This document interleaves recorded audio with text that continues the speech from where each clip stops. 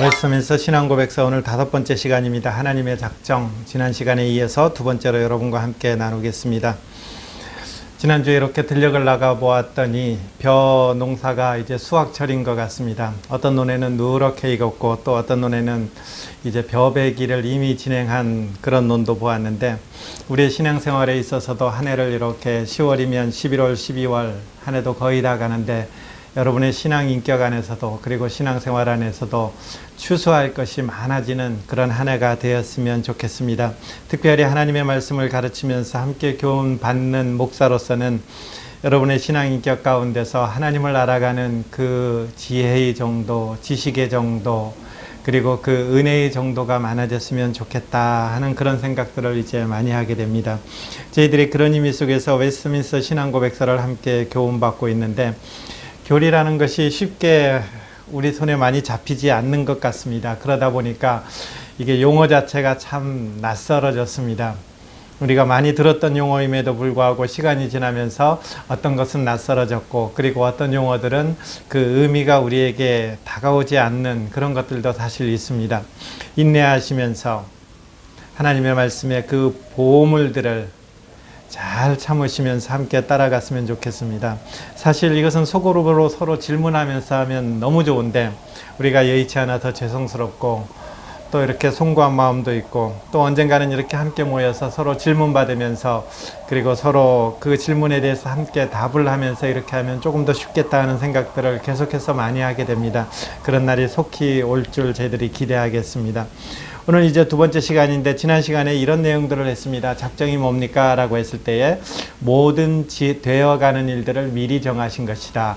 그 수단과 그 방법과 그 결과까지도 하나님께서 미리 정하셨는데, 그 하나님의 뜻은 명확하고 분명하지만 그것이 우리한테 실현되는 그 과정, 그 계획은 우리가 참으로 때로는 이해하기 어려운 어떤 것으로 다가올 때가 참 많죠. 하나님 왜 이러십니까? 하나님 왜 이러십니까? 할 수 있는 그런 여지들이 참 많습니다. 그렇기 때문에 우리는 이 하나님의 뜻마저도 오해될 수 있고, 때로는 이런 하나님의 뜻과 계획을 내 마음대로 이렇게 결정하고 적용해버리는 그런 경우들도 사실 없지는 않죠. 상당히 조심해야 되는 부분입니다. 그러나 이 작정, 하나님과 작정과에서 우리가 굉장히 중요하게 여겨야 될 것은, 내 편에서 보지 않고 하나님 편에서 본다면 내가 택함받고 나를 위한 계획이 언제 이루어졌느냐? 하나님께서 창조하시고 그 창조하신 것을 다스리시는, 보존하시는, 섭리할 때 이루어지는 것이 아니라 그 창조와 섭리 이전에 나를 향한 계획을 갖고 계시고 나를 향한 그 하나님의 어떤 뜻들을 갖고 계시다라는 이 사실이죠. 이 사실 하나만 우리가 기억해도, 야, 내가 하나님 앞에 어떠한 존재인가, 그리고 내가 하나님 앞에서 어떻게 살아야 되는가 라는 것들을 우리가 정말 깊게 생각하며 감사할 수밖에 없는 그런 존재일 것입니다. 오늘은 이제 웨스트민스터 신앙고백서를 한 절 한 절 읽으면서 이렇게 하겠습니다. 지난주에 했던 것들을 혹시 이해가 안 되면 다시 한번 참고해 주시면 되겠고요. 한 절 한 절 읽으면서 하는데, 먼저 저희들이 성경 말씀을 한번 구절 보겠습니다. 하나님의 예정과 작정에 대해서는 이 구절만큼 잘 나온 데는 없는 것 같아요. 에베소서 1장 3절부터 14절까지 말씀입니다. 가능하면 앞에도 이 성경 구절이 나와 있지만 여러분의 성경 구절을, 성경을 이 에베소서만큼은 꼭 한번 찾아서 같이 한번 보겠습니다. 에베소서 1장 3절부터 14절까지인데요. 사도 바울이 감옥에 있을 때, 로마 감옥에 있을 때, 물론 이 감옥은 우리가 영화와 같은 그런 어떤 지하 감옥은 아닙니다. 약간의 어떤 감금 상태인 그런 감옥이 되겠고, 나중에 이렇게 잠시 풀려나왔다가 다시 갇힌 감옥이 우리가 영화에서 보는 그 무시무시한 그 감옥일 것입니다. 그러니까 이때는 이렇게 서신도 오갈 수 있는 그런 여지들이 있는 이 감옥인데, 여하튼 감옥입니다. 로마 감옥에 있는데, 이 에베소 교회를 향해서 편지 쓰면서 1장 3절에 뭐라고 표현하느냐 하면, 찬송하리로다. 빨간색으로 되어 있죠. 맨 앞에 찬송하리로다. 감옥에 있으면서 뭐가 그렇게 찬송할 게 많습니까? 뭘 그렇게 찬송하겠습니까? 했을 때에 그 오른쪽에 보면, 제가 빨간색 따라서 쭉 볼게요. 그리스도 안에서 하늘에 속한 모든 신령한 복을 우리에게 주셨다. 이 감옥에 있으면서도 하늘에 속한 모든 신령한 복을 바울을 뿐만 아니라 에베소 교회 성도, 이것을 조금 확대시키면 저와 여러분들에게 주셨다라는 이 사실을 생각하면 이 사실을 생각하면 찬송할 수밖에 없다라는 것이죠. 그럼 그 하늘에 속한 모든 신령한 복이 뭡니까? 여러분 그 파란색을 한번 따라가 보세요. 예수 그리스도로 말미암아 자기의 아들들에 되게 하신 것, 예수 그리스도의 피로 말미암아 속량 곧 죄사함을 받은 것, 예수 그리스도 안에서 예정을 입어 그 안에서 기업, 상속자가 되게 하신 것, 또한 믿어 약속으로 성령으로 인치심을 받았다는 것, 그리고 맨 마지막 절에 우리 기업의 보증이 되사 그 얻으신 것을 속량하셨다라는 것.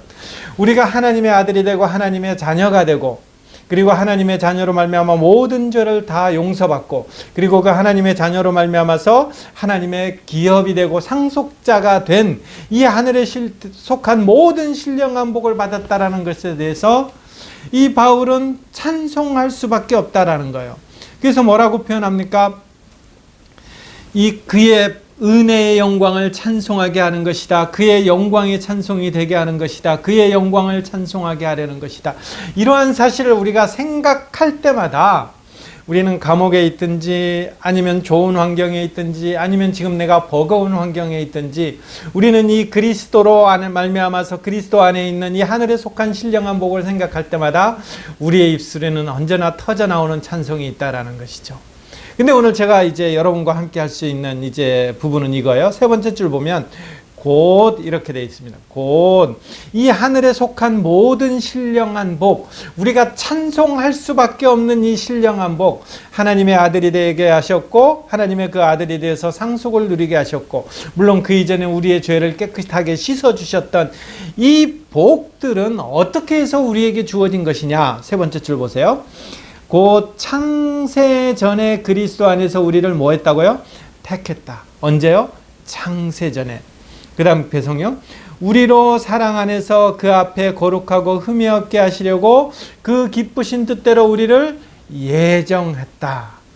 하나님께서 작정하신 것을 인격체에 표현할 때는 예정이라는 표현을 썼죠. 우리를 예정했다라는 것입니다. 그 다음에 중간쯤에도 보면 제가 색깔을 달리해놨죠. 그리스도 안에서 때가 찬 경륜을 위하여 예정하신 것이다. 그리고 밑에서 하나 둘 셋 넷 다섯 번째도 계획을 따라서 우리가 예정을 입은 것이다 라는 것이죠. 그러니까 우리가 하나님의 자녀가 돼서 찬송하고 이러는 것들을 하나님께서 어떻게 즉흥적으로 막 생각한 것이 아니라 창세전부터 이미 하나님의 계획 안에 있었고, 하나님은 그 계획 안에서 한치의 오차도 없이 긴 시간이 흘렀음에도 불구하고 한치의 그 계획이 어그러짐이 없이 하나님은 그 예정하신 것을 이루셔서 우리가 하나님의 자녀가 되게 하셨다라는 것입니다. 여러분, 이것을 생각하면 우리가 생각하는 그 정도의 폭, 스케일, 그 시간의 개념, 이런 것이 어느 정도인가 우리가 상상이 되시나요? 우리가 보이는 것은 우리가 한평생인 것입니다. 우리가 태어나고 이 땅 가운데서 죽는 이 과정이 되는 것이죠. 그리고 역사를 통해서 우리가 조금 더 많은 사항들을 이렇게 알 수 있게 되는 것이죠. 우리는 여기까지가 머무르는 전부인 것입니다. 그러나 나를 향한 그 하나님의 계획은 내게 보여주는 이 세계 속에서만 전부가 아니라, 하나님은 창세전에 나를 택했고 그 나를 택한 그 하나님의 그 계획에 따라서, 그 하나님의 어떤 실천하심에 따라서 하나님의 아들을 보내시기까지 하시면서 나를 죄에 대해서 속량하시고 하나님의 자녀가 되셔서 결국은 뭐하게요? 하나님의 영광을 찬송하게 하는 존재로 나를 세워주셨다라는 것입니다. 작정을 생각할 때, 이게 지난주에 제가 결론으로 드렸던 말씀이지 않습니까? 작정을 생각할 때 우리는 그 작정, 이제 하나님께서 다 계획해 주셨으니까 내 마음대로 해도 되겠네, 이런 개념으로 가는 것이 아니라, 이 작정을 생각할 때마다 우리는 감사요, 감격이요, 하나님께서 나를 향한 그 계획에 있음을 생각할 때마다 어려운 환경, 힘겨운 환경, 때로는 이해할 수 없는 환경 속에 있다 할지라도 하나님은 결코 나를 포기하지 않고 하나님의 그 신실하심들이 나에게 임한다라는 그 확신을 가지고 우리가 이 땅 가운데 설 수 있는 것이죠. 자, 이제 첫 번째부터 볼게요. 작정이라는 것이 뭐냐? 제 3장 1절에는 이렇게 되어 있습니다. 작정인 하나님이 영원부터 그 자신의 뜻에 가장 지혜롭고 거룩하신 계획에 따라 일어날 모든 일을 자유롭고 변함없이 정하셨다. 하나님께서 영원 전부터 영원 후까지를 정하신 것입니다. 이 정하시는데 그 근거가 되는 것이 뭡니까? 하나님이 가장 지혜롭고 거룩한 뜻에, 거룩한 계획에 따라서 됐다라는 것이죠. 우리의 계획이나 우리의 어떤 지혜를 가지면 우리는 한 치 앞도 못 내다보잖아요. 그러나 하나님의 계획을 가지고 그 자신의 그 뜻을 이뤄가는데 가장 지혜로운 방법, 가장 거룩한 방법을 사용하셔서 그것들을 변함이 없도록 정하신 것, 이것이 작정, 이렇게 되는 것이죠. 그렇다면 이제 그럼 내가 죄 짓는 것도 하나님 앞에 작정에 속해 있습니까? 라고 했을 때에 작정 안에는 속해 있지만, 그러면 작정 안에 속해 있으면 이것도 하나님이 만드신 거네요 할 때에 여기에 일단 이런 표현을 써놨습니다. 하나님은 죄의 조성자는 아니시다. 그건 누가 하는 거야? 죄는 누가 짓는 거예요? 내가 짓는 것이죠. 이 내가 짓는 것과 관련해서는 나중에 9장에도 나오고요. 그 다음에 섭리에서도 나오고요. 우리 인간관 할 때 여러 가지 이렇게 나오는데 이 1장에는 일단 이 정도로 나와 있습니다. 하나님은 죄의 조성자가 아니시다라는 거죠.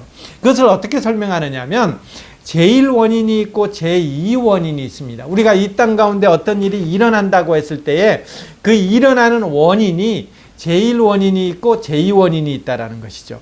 이것은 나중에 5장에 가면 이제 더 자세히 나오는데 제1원인은 궁극적인 것입니다. 신이 하는 것입니다. 하나님이 하시는 것이죠. 하나님이 어떤 뜻과 계획 안에서 이루어지는 이것을 제1원인이죠.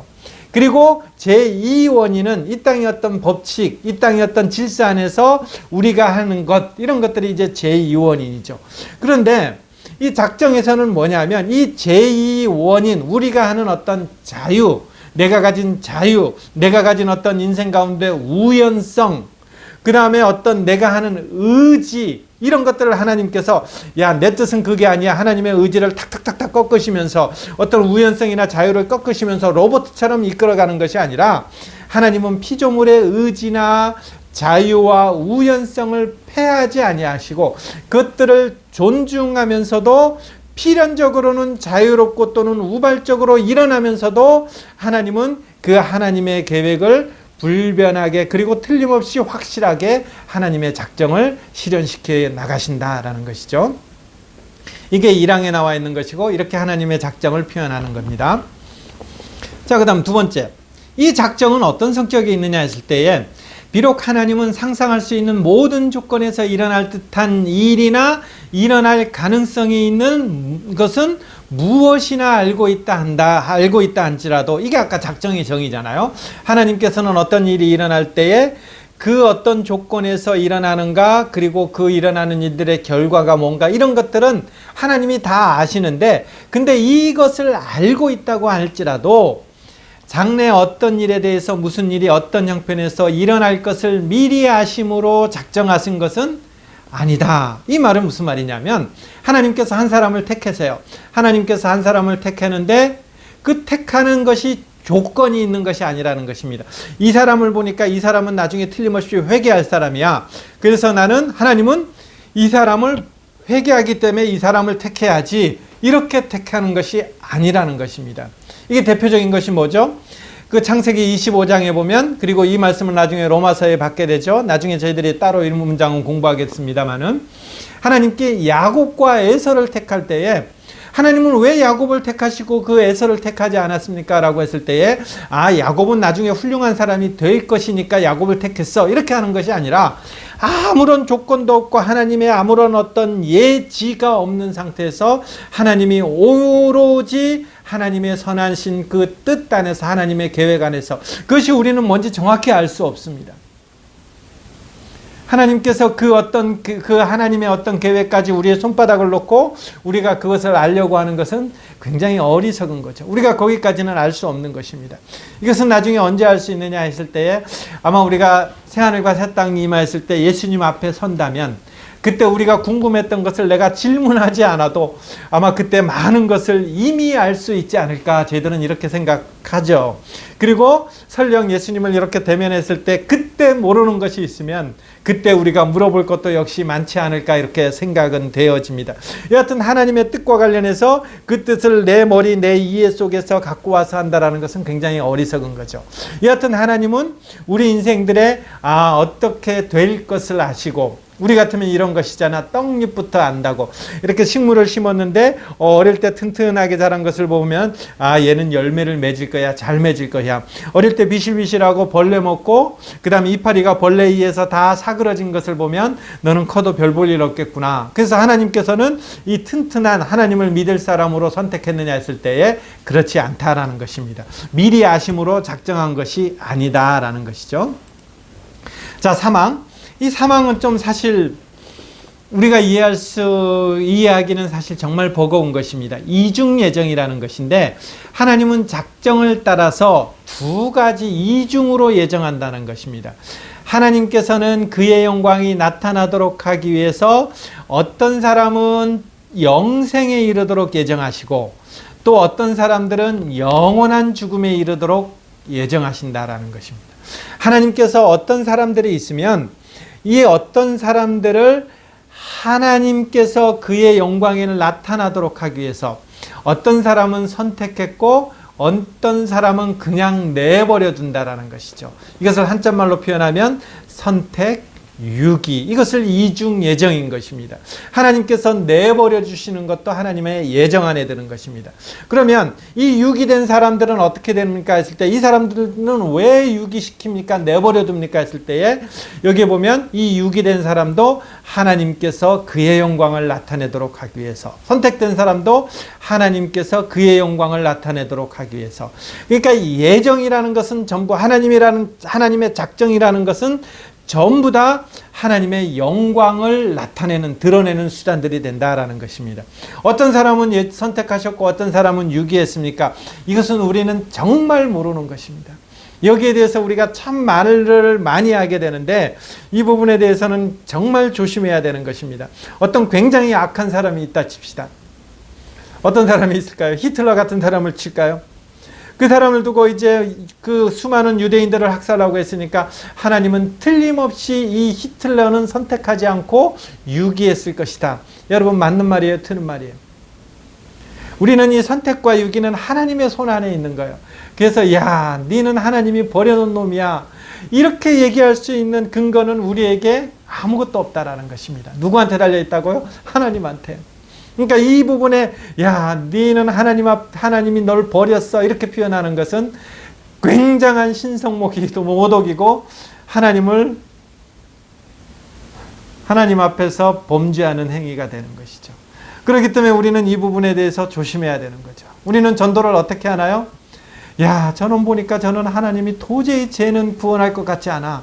이것은 하나님의 범위를 넘어서는 거라는 것입니다. 우리는 하나님께서 이 땅 가운데서 하나님을 영화롭게 하기 위해서 선택과 유기가 있음을 알 때 누구를 선택했고 누구를 유기했는지 우리는 알지 못하기 때문에 모든 사람이 하나님의 뜻 안에서 하나님께서 선하게 생명으로 이르셨을 줄 믿고 원하면서 그에게 하나님의 복음을 전해가는 것이 이게 전도가 되는 것이죠. 사항요, 이와 같이 예정되고 미리 작정된 천사들과 사람들, 이게 예정이라 그랬잖아요. 작정 중에서 인격체인 천사들, 이 사람들은 개별적이며 불변적으로 계획되었다. 개별적, 하나님께서는 저 혼자에 대한, 저 개인에 대한 어떤 하나님의 개별적인 계획하심이 있고 그 계획하심은 불변적이라는 것입니다. 그리고 그 하나님 앞에서 예정돼서 하나님 앞에서 선택받은 사람, 유기받은 사람은 매우 확실하고 한정되었으므로 더해지거나 덜해질 수 없다. 여러분, 이 숫자가 몇 명이죠? 이걸 요한계시록이 받아서 뭐라고 표현하는 거예요? 14만 4천 명.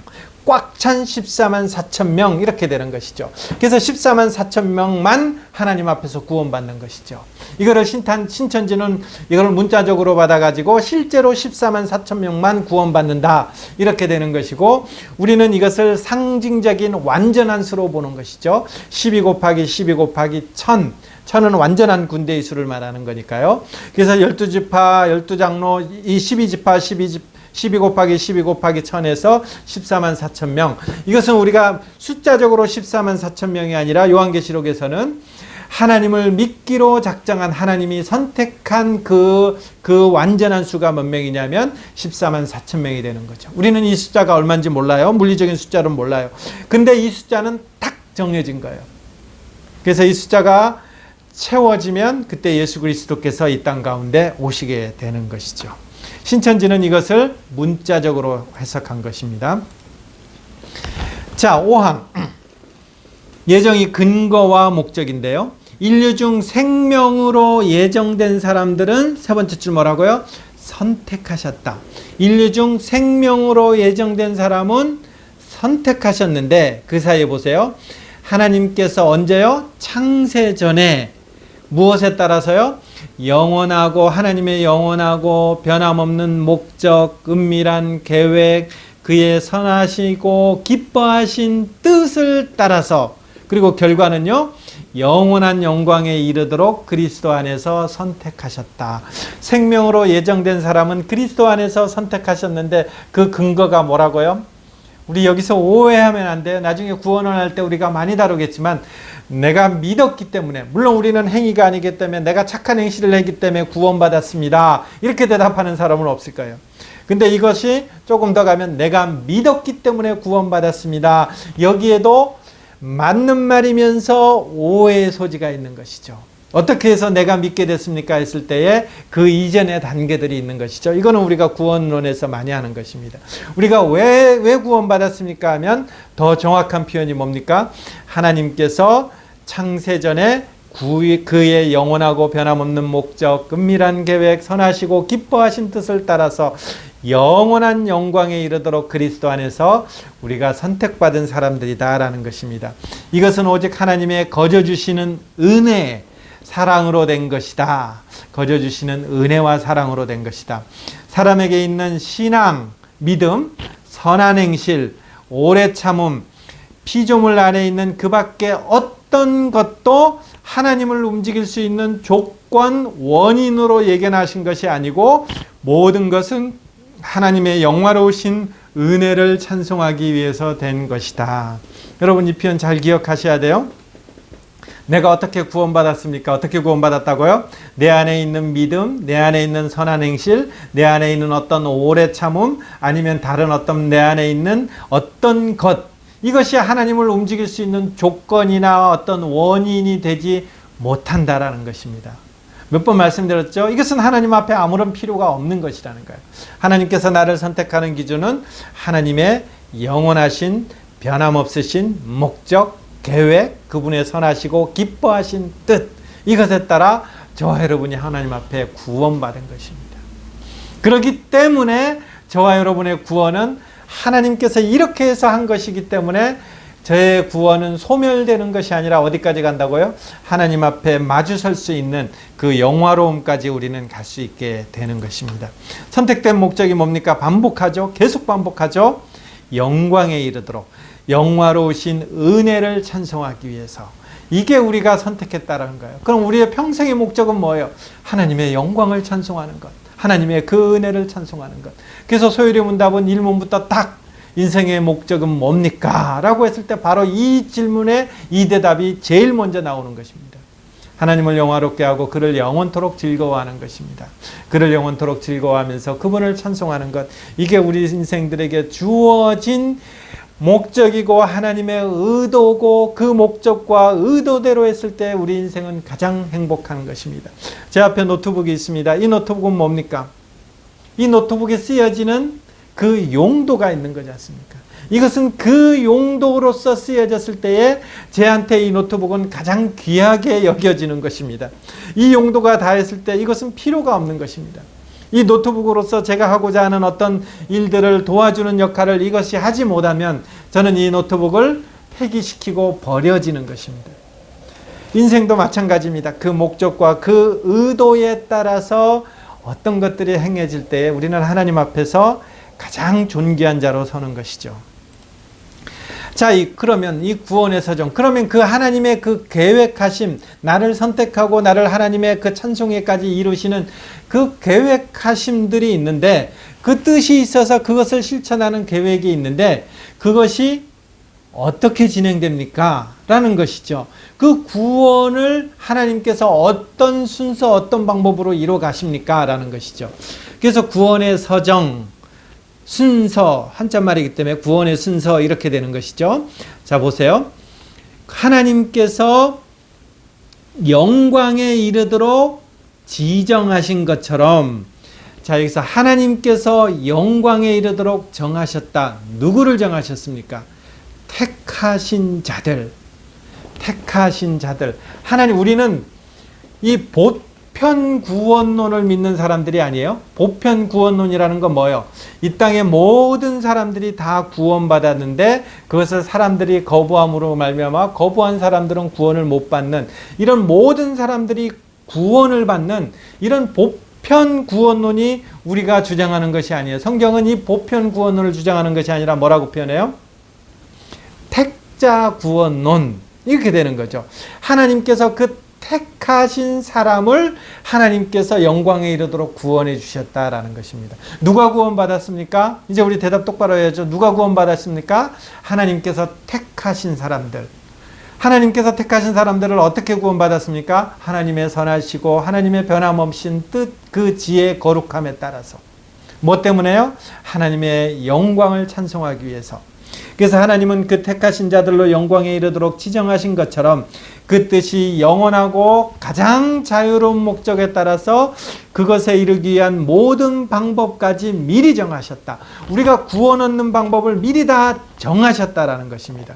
그게 뭡니까? 좀 보시면, 그러므로 아담 안에서는 타락했지만 택함을 받은 사람은 그리스도로 말미암아 구속을 받게 되는데, 때가 되어 역사하시는 그의 성령으로 말미암아 그리스도 안에서 신앙에 이르도록, 성령 하나님으로 말미암아서 그리스도 안에서 신앙에 이르도록 효과적인 부르심을 받고 의롭게 되고 칭이 양자가 되고 성화되고 그 다음에 신앙을 통하여 구원을 이루도록 그의 능력으로 보호받는다. 오직 택함을 받은 자 외에는 아무도 그리스도로 말미암아 구속을 받고 효과적인 부르심을 받아 의롭게 되고 양자되고 성화되고 구원을 얻지 못한다. 이렇게 되는 거죠. 이 부분은 조금 더 이 표를 보면서 한번 설명드릴게요. 구원의 순서가 어떻게 되느냐라고 했을 때에 이 9가지, 물론 6가지, 이 7가지로 하는 사람도 있고 이걸 줄이는 사람들도 있지만 칼빈이나 이런 이어지는 사람들은 이렇게 9가지로 저희들이 쓰고 있죠. 이 우리가 예수님을 믿습니다, 구원받았다라고 했을 때 이 구원의 영역은 이렇게 논리적인 순서로 된다라는 것입니다. 이것은 논리적인 순서입니다. 우리 편에서 볼 때는 이 순서가 한꺼번에 일어나기도 하고 우리가 이런 것이 일어났는지 모르고 진행될 수 있습니다. 소명이라는 것은 부르심입니다. 하나님께서 우리를 선택해서 부르심입니다. 그 다음에 무슨 단계가 있느냐면 이 부르시면 우리가 하나님 앞에 믿습니다, 하나님 잘못했습니다, 이거 앞에 뭐가 있어요? 중생, 거듭나는 것. 이 순서가 바뀌면 안 돼요. 내가 회개하고 내가 믿었기 때문에 중생한 것이 아니라 하나님이 먼저 나를 중생, 거듭나게 하셔서 하나님이 나를 먼저 살려주셨기 때문에 그에 내가 호흡을 하게 되니까 그때 내 안에 죄가 있는 것을 알게 되고 그 죄를 하나님 앞에 회개하게 되고 그리고 이 죄를 용서하여 주시고 내가 믿은 분은 나의 구원자는 예수님밖에 없습니다 하면서 믿음이 되는 것이죠. 그 순간 우리는 어떻게 되는 것입니까? 하나님께서 법정 용어죠. 칭의, 의롭다 칭해 주는 것이죠. 의인이 되는 것입니다.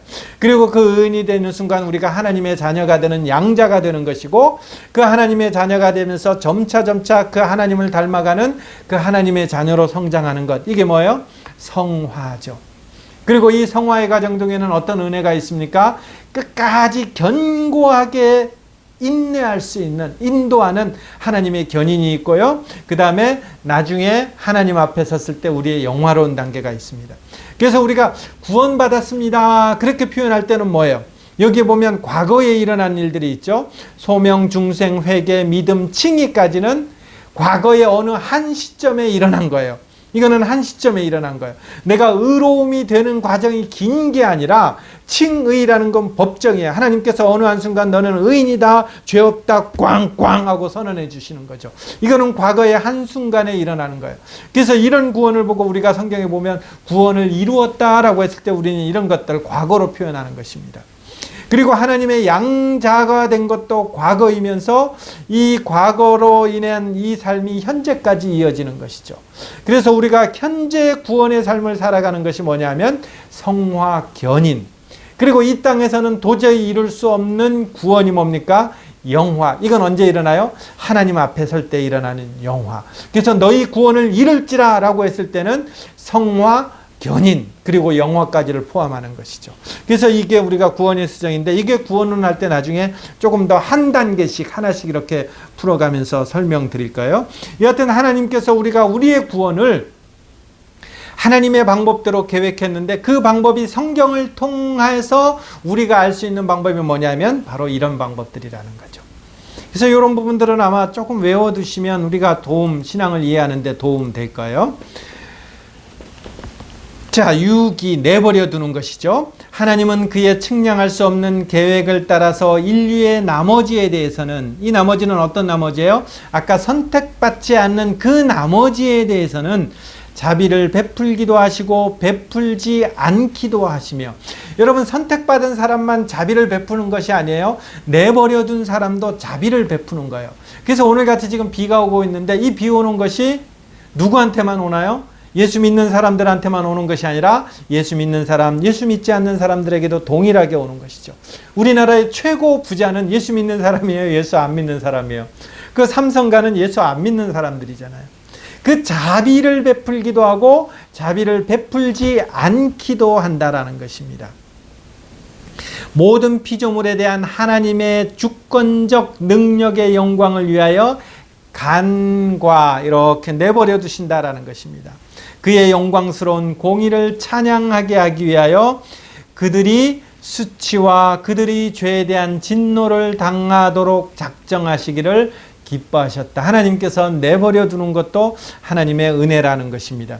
그러나 하나님께서는 이 유기를 통해서 내버려 두는 것을 통해서 뭐가 드러나는가요? 하나님의 공의를 드러나는 것입니다. 자, 이제 마지막 예정교리에 대한 자세. 그러면 이 예정교리에 대한 자세는 뭐냐? 아까 제가 처음에 이 에베소서 1장 3절부터 14절 할 때까지도 많이 말씀드렸던 부분입니다. 그리고 이것은 나중에 지난 시간에도 말씀하실 때 섭리라는 부분, 그 다음에 인간의 죄라는 부분하고 나올 때에 겹쳐지는 부분이 있고 이 부분하고 같이 이렇게 하면 될 것 같습니다. 그러나 중요한 것은 뭐예요? 하나님의 예정을 내 손바닥 보듯이 하려고 하면 너무나 어리석은 것이구나. 어리석은 것이 되는 것이죠. 아, 이런 세계가 있구나. 아, 이런 차원이 있구나. 그것을 내 머릿속에서 다 이해된다고 생각할 수는 우리는 없는 것이죠. 그래서 하나님의 계획이 있으시겠지. 이런 생각을 가지시면서 하면 당황스러운 상황 앞에서도 우리는 낙심하지 않게 되는 것이고, 교회와 성도들을 하나님께서 이런 방법으로도 유익하게 하시는구나, 그 뜻들을 잘 살피면서 나갈 수 있는 것입니다. 한번 볼게요. 그의 말씀에 계시된 하나님의 뜻을 주의하여 듣고 순종을 바치는 사람들은 효과적인 부르심을 확실히 받음으로 말미암아서 그들이 하나님의 영원한 선택을 받은 것을 확신한다. 이 심히 오묘한 예정교리는 특별히 배려와 주의를 가지고 취급해야 하는데, 이 교리는 복음을 진심으로 순종하는 모든 사람들에게 하나님께 대한 찬양과 경외와 칭송과 겸손함과 부지런함과 풍성한 위로를 베풀어 주실 것이다. 왜 작정교리가, 예정교리가 찬양이 나오고 경외가 나오고 칭송이 나오고 이런 부분이 많이 설명드렸죠.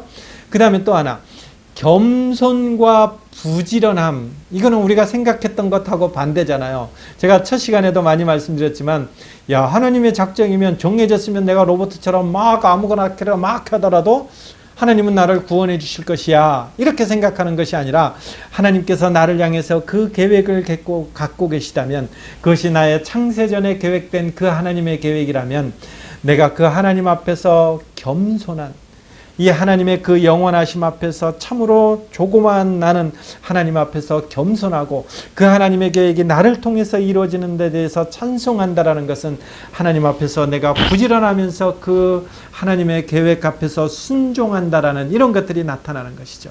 그리고 그것들을 행해갈 때마다 우리에게는 뭐가 있다고요? 풍성한 위로가 있다라는 것이죠. 하나님의 어떤 당황스러운 상황으로 우리를 인도하실 수가 있습니다. 때로는 내가 계획하지 않았던 것 얼마나 많습니까? 얼마나 많습니까?